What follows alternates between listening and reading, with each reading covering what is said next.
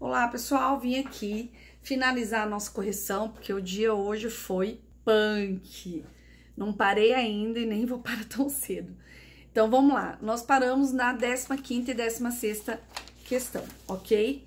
A questão 15, ela é um exame da ordem, tá? Um exame da ordem que foi aplicado agora em 2019.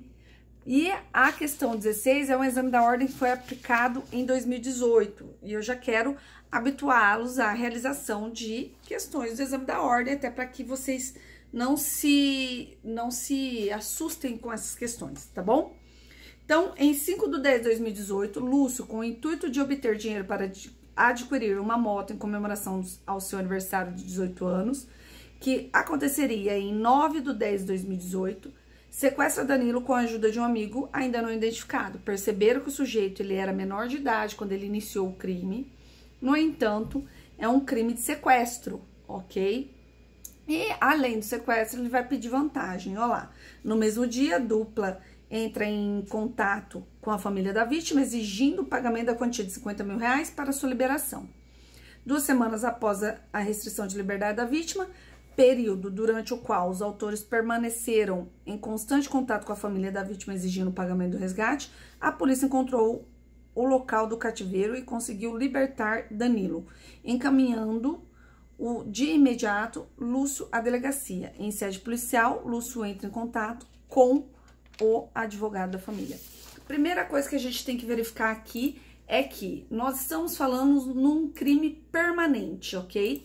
Crime permanente. Professora, o que é um crime permanente? Primeiro, vocês lembram que eu pedi, ou vou pedir ainda, eu acho que eu pedi, que vocês fizessem a classificação doutrinária de delitos, para que vocês sabiam? Então, todas as vezes que nós falamos em crime permanente, os crimes permanentes são aqueles em que a execução desse crime, os atos executórios, vão protrair no tempo. Então, quer dizer, ele iniciou os atos executórios ainda quando era menor de idade, mas ele já estava maior de idade quando ele continuou os atos executórios. Outra coisa que nós temos que saber, que o crime de extorsão mediante sequestro, ele é um crime formal. O que é um crime formal, professora? Crime formal é aquele que eu não preciso de um resultado, que é o crime material, tá? O crime que eu preciso de um resultado é um crime material. O crime formal eu não preciso. O simples fato de eu pegar a pessoa, sequestrar a pessoa e eu exigir uma quantia, eu estou consumando este crime. Eu não preciso do recebimento dessa quantia, que seria o resultado, para conseguir configurar o crime, tá? Então, nós temos a questão A. Não permite que seja... não permite que seja oferecida a denúncia pelo Ministério Público, pois o Código Penal adota a teoria da ação para a definição do tempo do crime, sendo Lúcio inimputável. Primeira coisa que eu pergunto para vocês, qual é a teoria que é adotada? É a teoria da ação? Sim. No entanto, a teoria da ação é enquanto ela permanecer.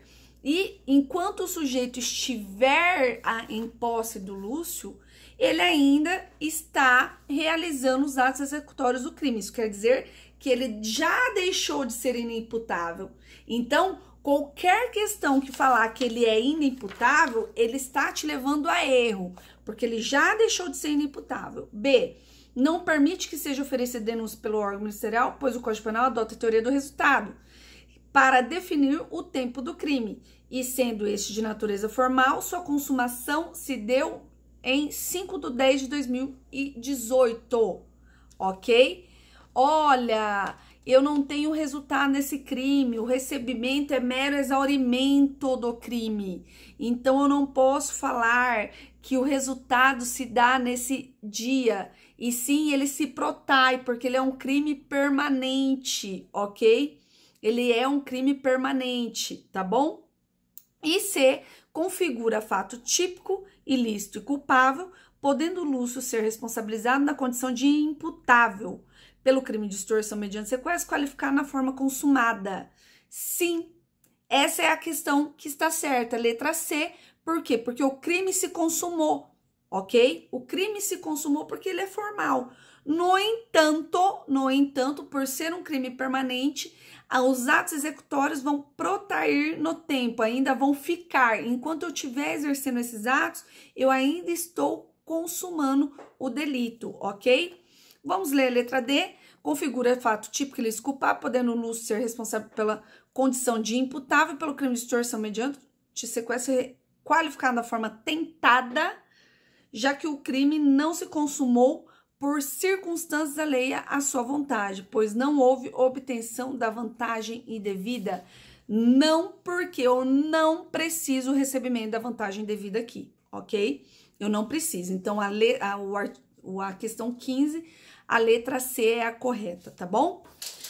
O 16, a questão 16, nós temos Francisco, brasileiro, é funcionário do Banco do Brasil, Sociedade de Economia Mista e trabalha na agência de Lisboa, em Portugal.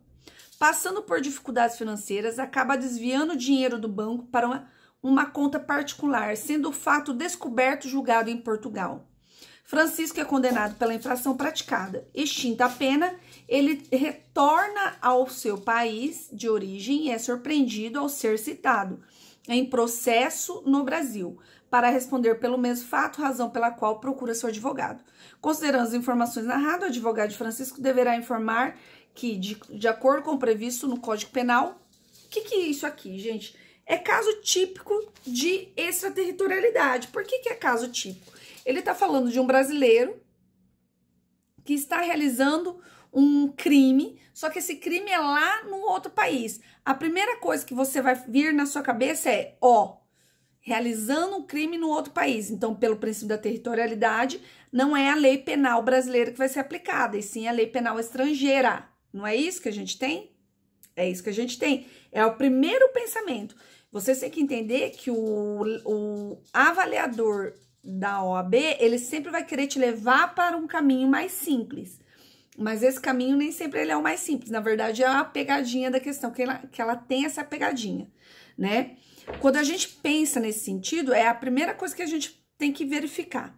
E daí, vocês vão lembrar que dentro do artigo 7º, tá? Dentro do artigo 7º, que é o princípio da extraterritorialidade, eu tenho algumas condições. E dentre as condições, eu tenho o artigo 7º, inciso 1, a linha B. Vamos lá ver? Artigo 7º, inciso 1, a linha B. Ficam sujeitos à lei brasileira, embora cometidos no estrangeiro. Inciso 1. Os crimes, a linha B, contra o patrimônio ou a fé pública da União no Distrito Federal, de Estado, de território, de município, de empresa pública, sociedade de economia mista, autarquia ou fundação instituída pelo poder público. É a chave da nossa resposta.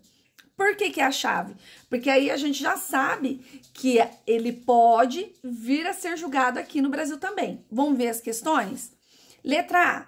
Ele não poderá responder no Brasil pelo mesmo fato por já ter sido julgado e condenado em Portugal? Como ele não pode? Se ele está sujeito, a competência é da lei brasileira. Letra B. O Banco do Brasil não é do Brasil? Não é empresa de economia mista? A competência é da lei brasileira. Letra B. Ele somente poderia ser julgado no Brasil por aquele mesmo fato caso tivesse sido absolvido em Portugal? Não. Tá? Porque daí eu teria uma condenação, uma sentença de absolvição. Não tem. Letra C. Ele pode ser julgado também no Brasil por aquele fato, sendo totalmente indiferente à condenação sofrida em Portugal? Gente, quando eu sofro uma condenação e sofro uma dupla condenação pelo mesmo fato, eu não tenho ne bis in idem, eu não tenho o princípio do ne bis in idem, que proíbe a dupla penalização? Então, aqui eu não posso, porque aqui seria a mesma coisa que falar que ele pode receber duas penas. E letra D, se ele poderá ser julgado também no Brasil por aquele fato, mas a pena cumprida em Portugal atenua ou será computada naquela imposta no Brasil, em caso de uma nova condenação. Exatamente essa letra, letra D.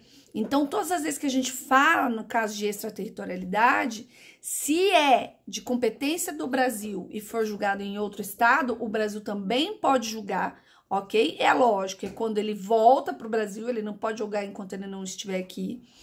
O país pode julgar, no entanto, o país tem que retirar, tem que tirar a pena que ele cumpriu fora do país, ok? Essas são as nossas questões, espero que vocês tenham gostado. é uma forma da gente aplicar todo o conhecimento que a gente conseguiu nesse período. Espero que vocês tenham gostado, uma boa noite e até mais!